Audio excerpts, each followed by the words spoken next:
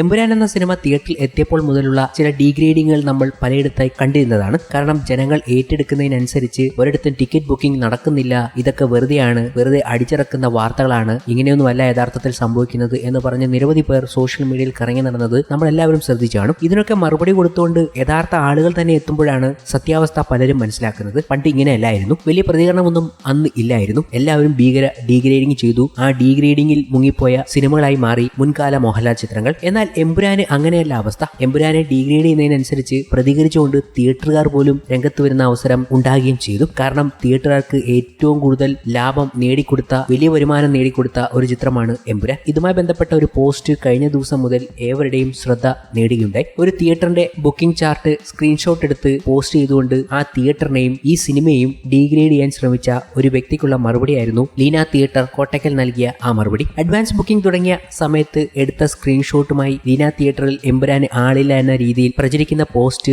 പ്രചരിപ്പിക്കുന്നവരുടെ അറിവിലേക്കായി release ചെയ്തത് മുതൽ ഇന്നലെ അവസാനത്തെ ഷോ വരെ നിറഞ്ഞ സദസ്സിലാണ് പ്രദർശിപ്പിച്ചുകൊണ്ടിരിക്കുന്നത്. ഹൗസ്ഫുള്ളായി പ്രദർശിപ്പിച്ചുകൊണ്ടിരിക്കുന്ന ഒരു ചിത്രത്തെ നശിപ്പിക്കാൻ ഇങ്ങനെ ഒരു രീതിയെ അവലംബിക്കുന്നത് വളരെ തരം താഴ്ന്ന പ്രവണതയാണ്. ഈ പോസ്റ്റിൽ പറഞ്ഞിട്ടുള്ള രീതിയിലേക്കുള്ള ബുക്കിംഗ് വളരെ വേഗത്തിൽ നടന്നുകൊണ്ടിരിക്കുന്ന സന്ദർഭത്തിൽ ചെയ്യുന്നത് ആരുടെ ആരാധകരായാലും ശരി വളരെയധികം നിലവാരശൂന്യതയാണ്. ഇനി തിയേറ്ററിനെ മോശമായി ചിത്രീകരിക്കുന്ന എന്തെങ്കിലും ഈ മഹാനുമായി ബന്ധപ്പെട്ട് കാണാൻ ഇടയായാൽ തക്കതായ നടപടി ഉണ്ടാകും എന്നതായിരുന്നു ആ തിയേറ്ററിന്റെ മറുപടി. ഇത് വലിയ രീതിയിൽ കഴിഞ്ഞ ദിവസം ഓരോ മോഹൻലാൽ ആരാധകരും പ്രേക്ഷകരും ഏറ്റെടുക്കുകയുണ്ടായി. പല പ്രേക്ഷകർക്കും അത് മനസ്സിലായി ഡീഗ്രേഡിംഗ് ഒക്കെ ഏത് രീതിയിലാണ് സോഷ്യൽ മീഡിയയിൽ നടക്കുന്നത് എന്ന്. കാരണം എമ്പുരാൻ എന്ന സിനിമ നേടിയെടുക്കുന്നത് വലിയ വലിയ കാര്യങ്ങളാണ്. തിയേറ്റർ ഷെയറിൽ നിന്നും മാത്രം 100 കോടി മറികടന്നിരിക്കുകയാണ് എമ്പുരാൻ. അപ്പോൾ നോക്കുമ്പോൾ തിയേറ്ററുകാർക്ക് മറുപടി കൊടുത്തല്ലേ പറ്റൂ. കാരണം തിയേറ്ററുകാർക്ക് ഇതിലും കൂടുതൽ വരുമാനമാണ് എമ്പുരാൻ എന്ന സിനിമ ഉണ്ടാക്കി കൊടുത്തിരിക്കുന്നത്. ഇതവിടെ നിൽക്കുമ്പോൾ എമ്പുരാനെ ഇങ്ങനെ മാത്രമല്ല പല രീതിയിലും ദ്രോഹിക്കാൻ ശ്രമിച്ചത് നമ്മൾ കണ്ടുകൊണ്ടിരിക്കുകയാണ്. ഒരിടത്ത് ഫാൻ ഫൈറ്റ് ആണെങ്കിൽ മറ്റൊരിടത്ത് പാർട്ടിക്കാരുടെ ഫൈറ്റ് ആണ്. ഇതുമായി ബന്ധപ്പെട്ട് പല ചോദ്യങ്ങളും ഇപ്പോൾ സിനിമാ മേഖലയിലേക്ക് കടന്നിരിക്കുകയാണ്. സിനിമാ മേഖലയിലുള്ളവർ വലിയ രീതിയിൽ എമ്പുരാനെയോ മറ്റ് അണിയറ പ്രവർത്തകരെ സപ്പോർട്ട് ചെയ്തുകൊണ്ട് സംസാരിച്ചില്ല എന്നതുകൂടി നമ്മൾ ഓർക്കണം. സാധാരണ മറ്റേതെങ്കിലും വിഷയമാണെങ്കിൽ എല്ലാവരും ഒരുപോലെ സപ്പോർട്ട് ചെയ്തുകൊണ്ട് രംഗത്തെത്തുന്നത് നമ്മൾ കണ്ടിട്ടുണ്ട്. എന്നാൽ ഈ അവസരത്തിൽ ആരെയും കണ്ടില്ലല്ലോ എന്നിരിക്കുമ്പോൾ ചിലരൊക്കെ പൊങ്ങി വരുന്നുണ്ട്. എമ്പുരാൻ സിനിമയ്ക്ക് നേരെ നടക്കുന്ന വിവാദത്തിൽ പ്രതികരിച്ച് നടനും സംവിധായകനുമായ ജോയി മാത്യു വരികയാണ്. റീ എഡിറ്റ് ചെയ്ത ശേഷമാണ് സിനിമ കണ്ടതെന്നും അതിനാൽ തന്നെ എന്തെല്ലാം വെട്ടിമാറ്റിയെന്ന് തനിക്ക് അറിയില്ലെന്നും ജോയി മാത്യു പറയുന്നുണ്ട്. സിനിമയെ എതിർത്ത സംഘപരിവാറിന്റെ വലിയേട്ടനാണ് ആവിഷ്കാര സ്വാതന്ത്ര്യത്തിന് വേണ്ടി അലമുറയിടുന്ന CPM എന്നും ജോയി മാത്യു പറഞ്ഞു. നിങ്ങൾക്ക് സാധിക്കുമെങ്കിൽ നിരോധിക്കുകയോ തടയുകയോ ചെയ്യൂ, ഞാൻ ചെയ്തു വെച്ചിരിക്കുന്നതിൽ അണുവിട മാറ്റില്ല എന്ന് പറയുന്ന കലാകാരനെ പിന്തുണയ്ക്കാൻ തനിക്കൊരു മടിയുമില്ലെന്നും ജോയി മാത്യു കൂട്ടിച്ചേർത്തു. ഈ സിനിമ ഇറങ്ങിയാൽ ഓടിപ്പോയി കാണണോ ചാടിക്കേറി അഭിപ്രായം പറയുകയോ എന്റെ ലൈനല്ല. ഇത് ആശാവർക്കർമാരുടെ ജീവൻ മരണ പോരാട്ടമൊന്നുമല്ലല്ലോ. ലാഭം പ്രതീക്ഷിച്ച് ചെയ്യുന്ന ഒരു വ്യവസായത്തിനേറ്റ തിരിച്ചടി മാത്രമല്ലേ. മുടക്കിയ മുതൽ തിരിച്ചുപിടിക്കാനും അതിൽ നിന്നും ലാഭം കിട്ടുവാനുമല്ലേ എല്ലാവരും സിനിമ നിർമ്മിക്കുന്നത്. അല്ലാതെ നാട് നന്നാക്കാനോ ചീത്തയാക്കാനോ അല്ല. പണം, പ്രശസ്തി, അംഗീകാരം, ആത്മനിർവൃതി ഇത്രയൊക്കെ ഇതിലുള്ളൂ. ആദ്യം പറഞ്ഞ വകുപ്പിൽ പെട്ടതാണല്ലോ എമ്പുരാൻ. ഇത് വെട്ടിമാറ്റിയ ശേഷമാണ് ഞാൻ കണ്ടത്. ഇവിടെ എന്തൊക്കെ വെട്ടി എന്നെനിക്ക് അറിഞ്ഞുകൂടാ. എന്തായാലും ഇത്രമാത്രം പുകിലുണ്ടാക്കാൻ ഇടയാക്കിയത് സമൂഹത്തിൽ ഇത് കാരണം വലിയ വിപത്ത് ഉണ്ടാകും എന്ന് മനസ്സിലാക്കിയത് കൊണ്ടാണല്ലോ. അതൊരു നല്ല കാര്യം തന്നെ. നമ്മുടെ ആർജിത സംസ്കാരം നമ്മെ പഠിപ്പിക്കുന്നത് ഒരിക്കൽ തുന്നിച്ചേർത്ത മുറിവുകൾ വീണ്ടും തുറന്നാൽ അതിൽ നിന്നും വെറുപ്പിന്റെ വിഷമേ പുറത്തു വരൂ, സ്നേഹത്തിന്റെ സുഗന്ധം വരില്ല തന്നെ. തമാശ അതിലൊന്നുമല്ല. സിനിമയെ എതിർത്ത സംഘപരിവാറിന്റെ വലിയേട്ടനാണ് ആവിഷ്കാര സ്വാതന്ത്ര്യത്തിന് വേണ്ടി അലമുറയിടുന്ന CPM എന്നതാണ് ഒരേ നാണയത്തിന്റെ 2 വശങ്ങൾ. നയനാർ ഭരിക്കുന്ന കാലത്താണ് ആദിവാസി നാടകമായ നാടുഗതിക നിരോധിക്കുന്നതും സ്ത്രീകളടക്കമുള്ള ആദിവാസികളെ ജയിലിലടയ്ക്കുന്നതും. മത തീവ്രവാദികൾ ജോസ് മാഷിന്റെ കൈവെട്ടിയപ്പോൾ നോക്കി നിന്നതും അദ്ദേഹത്തെ വിഡ്ഢിയെന്ന് വിളിച്ചതും കമ്മ്യൂണിസ്റ്റ് ഭരണാധിപന്മാർ. TP ചന്ദ്രശേഖരൻ കൊലപാതകത്തെ ആസ്പദമാക്കി മൊയ്തു താഴത്ത് എന്ന സംവിധായകന്റെ 51 വെട്ട് എന്ന സിനിമയുടെ പ്രദർശനം തടഞ്ഞവർ. മുരളീഗോപിയുടെ തന്നെ ലെഫ്റ്റ് റൈറ്റ് ലെഫ്റ്റ്, പുരോഗമന പാർട്ടിക്കുള്ളിലെ ജാതി രാഷ്ട്രീയം ചർച്ച ചെയ്യുന്ന ടിനു പാപ്പച്ചന്റെ ചാവേർ എന്നീ സിനിമകളെ തകർക്കാനും ഒതുക്കാനും ശ്രമിച്ചവർ. ഇവരാണ് ആവിഷ്കാര സ്വാതന്ത്ര്യം എന്ന് പറഞ്ഞ് സംഘപരിവാറിനെ വിമർശിക്കുന്നത്. എന്തിലധികം നിരോധനമൊന്നുമില്ലാത്ത പുസ്തകം കൈവശം വെച്ചതിന് അലൻ, താഹ എന്നീ വിദ്യാർത്ഥികളെ അറസ്റ്റ് ചെയ്തതും മറ്റാരുമല്ലല്ലോ. ഇതിനേക്കാളൊക്കെ വലിയ കോമഡി സാക്ഷാൽ ബഷീറിന്റെ എന്റുപ്പാപ്പയ്ക്കൊരു ആനുണ്ടായിരുന്നു പാഠപുസ്തകമാക്കിയപ്പോൾ പുസ്തകത്തിൽ നിന്നും മുലമുറിച്ചു മാറ്റിയ സദാചാരത്തിന്റെ അപ്പോസ്തലന്മാരായിരുന്നു EMS മന്ത്രിസഭ. ചിരിക്കാൻ ഇങ്ങനെ ഇടതുപക്ഷ തമാശകൾ എത്ര കിടക്കുന്നു. പുസ്തകം വായിക്കാത്ത സൈബർ കമ്പികൾക്ക് ഇതൊക്കെ എങ്ങനെ അറിയാനാണ്. വർഗീയ സംഘത്തെ സൃഷ്ടിക്കും എന്ന് പറഞ്ഞ് കേന്ദ്ര ഗവൺമെന്റ് സെൻസർ ബോർഡോ ആവശ്യപ്പെടുന്നതിന് മുമ്പേ തന്നെ ചിത്രത്തിൽ വെട്ടും തിരുത്തും നടത്തി പ്രദർശിപ്പിക്കുന്നതിനെ കുറ്റം പറയാൻ പറ്റില്ല. കാരണം പണം പ്രധാന ഘടകമായി കാണുന്ന ഒരു വ്യവസായമാണല്ലോ ഇത്. അപ്പോൾ ഈ ഒരു വ്യവസായത്തിന് പിടിച്ചു നിൽക്കണമെങ്കിൽ വിട്ടുവീഴ്ചകൾ ചെയ്തേ പറ്റൂ. നിങ്ങൾക്ക് സാധിക്കും സാധിക്കുമെങ്കിൽ നിരോധിക്കുകയോ തടയുകയോ ചെയ്യൂ. ഞാൻ ചെയ്തു വെച്ചിരിക്കുന്നതിൽ അണുവിട മാറ്റമില്ല എന്ന് പറയുന്ന കലാകാരനെ പിന്തുണയ്ക്കാൻ എനിക്കൊരു മടിയുമില്ല. അവർ എന്റെ നിലപാടുകളെ പിന്തുണയ്ക്കുകയോ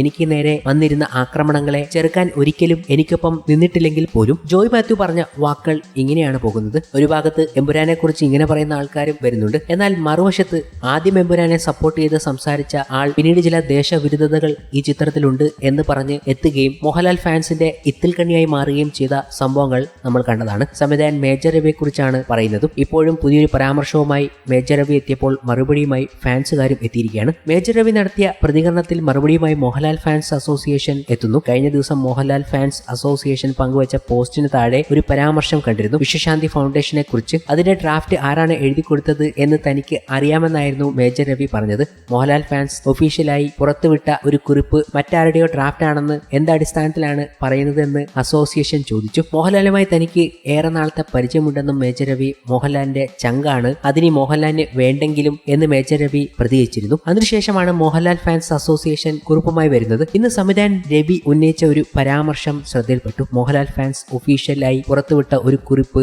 ആരുടെയോ ഡ്രാഫ്റ്റ് ആണ് എന്ന് പറഞ്ഞ് ന്യായീകരിക്കാൻ ശ്രമിച്ച സംവിധായകൻ ഒന്നുകൂടി വ്യക്തമാക്കണം ആരുടെ ഡ്രാഫ്റ്റ് ആണ് എന്നും എന്തടിസ്ഥാനത്തിലാണ് അങ്ങനെ പറഞ്ഞത് എന്നും. സത്യത്തെ വീണ്ടും വളച്ചൊടിച്ച് വ്യക്തിഹത്യയ്ക്ക് ശ്രമിക്കുന്ന അദ്ദേഹം ഒരു മൈക്ക് കിട്ടിയാൽ എന്ത് കാര്യവും തോന്നുന്ന രീതിയിൽ വിളിച്ചു പറഞ്ഞാൽ പറയുന്നത് എല്ലാം സത്യമാകും എന്ന് ജനങ്ങൾ വിശ്വസിക്കും എന്ന് കരുതരുത്. ഞങ്ങളുടെ അസോസിയേഷൻ ഭാരവാഹികൾ മുഴുവനും ചേർന്ന് ചർച്ച ചെയ്തെടുത്ത ഒരു കുറിപ്പാണ് ഞങ്ങൾ ഷെയർ ചെയ്തിരുന്നത്. ഏതെങ്കിലും ഒരു വ്യക്തിയുടെ പേഴ്സണൽ ആവശ്യങ്ങൾ നിറവേറ്റാൻ ഉള്ള ഒന്നല്ല ഞങ്ങളുടെ ഈ അസോസിയേഷൻ എന്ന് കൃത്യമായ ബോധ്യത്തോടു കൂടിയാണ് ഞങ്ങൾ പ്രവർത്തിച്ച് വരുന്നത്. മോഹൻലാലിന്റെ ചങ്കാണ് എന്ന് മാധ്യമങ്ങൾ വഴി വിളിച്ചു പറയുന്നത് എന്ത് അർത്ഥത്തിൽ ആണ്? നമ്മുടെ ഒരു ചങ്ക് എന്ന് പറയുന്ന വ്യക്തിക്ക് എന്തെങ്കിലും ഒരു ബുദ്ധിമുട്ട് വന്നാൽ അവരോടൊപ്പം നിൽക്കാതെ നേരെ മറിച്ച് സ്വന്തം വ്യക്തി താല്പര്യത്തിന് വേണ്ടി, സ്വന്തം രാഷ്ട്രീയ താല്പര്യങ്ങൾക്ക് വേണ്ടി സോഷ്യൽ മീഡിയയിൽ വന്ന് ഇത്തരം കോമാളിത്തരം ഒരു ചങ്കും കാണിക്കും എന്ന് ഞങ്ങൾ കരുതുന്നില്ല. സ്വാർത്ഥ താല്പര്യങ്ങൾക്ക് വേണ്ടി അഭിപ്രായങ്ങളും തീരുമാനങ്ങളും ഇടയ്ക്കിടെ മാറ്റുന്നവർക്കുള്ള വിളിപ്പേര് ചങ്ക് എന്നല്ല. അദ്ദേഹം ചങ്ക് എന്ന വാക്കിന് കൊടുക്കുന്ന അർത്ഥം എന്താണെന്ന് ഞങ്ങൾക്ക് മനസ്സിലാകുന്നില്ല. ഇന്നും മറിച്ചെല്ലാം നടന്നത് ഏതോ ഒരു വ്യക്തിയുടെ തലയിൽ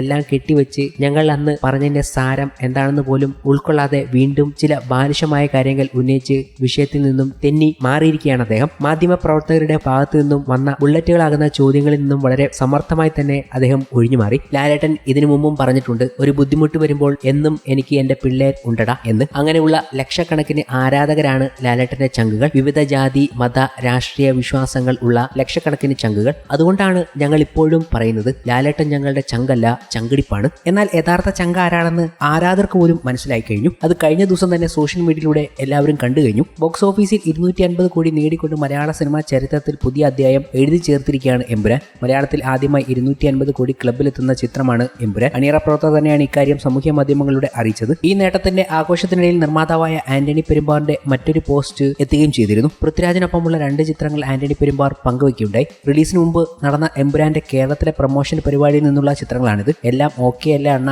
എന്ന ക്യാപ്ഷനും അതിനൊപ്പം ആന്റണി പെരുമ്പാർ നൽകിയിട്ടുണ്ട്. നേരത്തെ നിർമ്മാതാക്കളുടെ സംഘടന ഭാരവാഹിയായ സുരേഷ് കുമാറിന്റെ പ്രസ്താവനകളെ വിമർശിച്ചുകൊണ്ട് ആന്റണി പെരുമ്പാർ കുറിച്ച പോസ്റ്റ് പൃഥ്വിരാജ് ഷെയർ ചെയ്തിരുന്ന സമയത്ത് ഇതേ വാചകമായിരുന്നു ഉപയോഗിച്ചിരുന്നത്. പിന്നീട് നടന്ന ചർച്ചയ്ക്ക് ശേഷം പോസ്റ്റ് ആന്റണി പെരുമ്പാർ പിൻവലിച്ചിരുന്നു. ആന്റണി പെരുമ്പാറിന്റെ പുതിയ പോസ്റ്റ് വൻ വരവേൽപ്പാണ് ലഭിക്കുന്നത്. എമ്പുരാനെതിരെ സംഘപരിവാർ കേന്ദ്രങ്ങളിൽ നിന്നുള്ള വിമർശനങ്ങളും പ്രചരണങ്ങളും തുടരുകയും സിനിമ റീഎഡിറ്റ് വിവാദമാകുകയും ചെയ്തിട്ടും എമ്പുരാൻ തിയേറ്ററിൽ നിന്നും നേടിയ റെക്കോർഡ് കളക്ഷനെ പുകഴ്ത്തുകയാണ് ആരാധകർ. ഇതുകൂടാതെ കഴിഞ്ഞ ദിവസങ്ങളിൽ ED, ആദായനികുതി വകുപ്പ് എന്നിവയുടെ ഭാഗത്തു നിന്നും എമ്പുരാന്റെ അണിയറ പ്രവർത്തകരായ ഗോകുലം ഗോപാലൻ, പൃഥ്വിരാജ്, ആന്റണി പെരുമ്പാർ എന്നിവർക്കെതിരെ നടപടി ഉണ്ടായതിനെ കുറിച്ചും നമ്മൾ അറിഞ്ഞല്ലോ. ഇതിന്റെയൊക്കെ വെച്ചാണ് ആന്റണി പെരുമ്പാറിന്റെ ഈ പോസ്റ്റ് എന്നും കമന്റ് ബോക്സുകളിൽ പ്രേക്ഷകർ കുറിക്കുന്നതുമുണ്ട്. അതവർക്ക് മനസ്സിലാക്കുകയും ചെയ്തു. ഇനിയിപ്പോൾ അടുത്തത് മോഹൻലാലിനായിരിക്കും നോട്ടീസ് വരിക. കൂടാതെ സിനിമ കണ്ട ഓരോ പ്രേക്ഷകർക്ക് നോട്ടീസ് വരുമോ എന്ന രീതിയിലുള്ള പ്രേക്ഷകരുടെ ചോദ്യങ്ങളും ഒക്കെ സോഷ്യൽ മീഡിയയിൽ ഈ അവസരത്തിൽ പൊങ്ങി വരികയാണ്. എമ്പുരാന്റെ ഇത്രയും വലിയ വിവാദം രാഷ്ട്രീയപരമായി അവർ മറ്റൊരു രീതിയിലേക്ക് കൊണ്ടുപോയിക്കൊണ്ടിരിക്കുകയാണ്. അതേസമയം ഈ വിവാദങ്ങൾക്കൊക്കെ ഇടയിലും എമ്പുരാൻ ഏറ്റവും വലിയ കളക്ഷനിലേക്ക് ഉയർന്നുകൊണ്ടിരിക്കുന്നു. ഇൻഡസ്ട്രി ഹിറ്റ് എന്ന ലേബൽ കഴിഞ്ഞ ദിവസം തന്നെ എമ്പുരാൻ സ്വന്തം പേരിലാക്കി. മഞ്ഞുമൽ ബോയ്സ് 72 ദിവസം കൊണ്ട് നേടിയ 241 കോടി എന്ന നേട്ടമാണ് വെറും 10 ദിവസം കൊണ്ട് എമ്പുരാൻ മറികടന്നത്. വിഷു റിലീസുകൾ വന്നാലും എമ്പുരാന്റെ ബോക്സ് ഓഫീസ് തേരോട്ടം മന്ദഗതിയിലാകില്ല എന്നാണ് ട്രാക്കേഴ്സിന്റെ റിപ്പോർട്ടുകൾ. ഇന്ത്യക്ക് പുറത്തും സിനിമ മികച്ച നേട്ടമാണ് സ്വന്തമാക്കുന്നത്.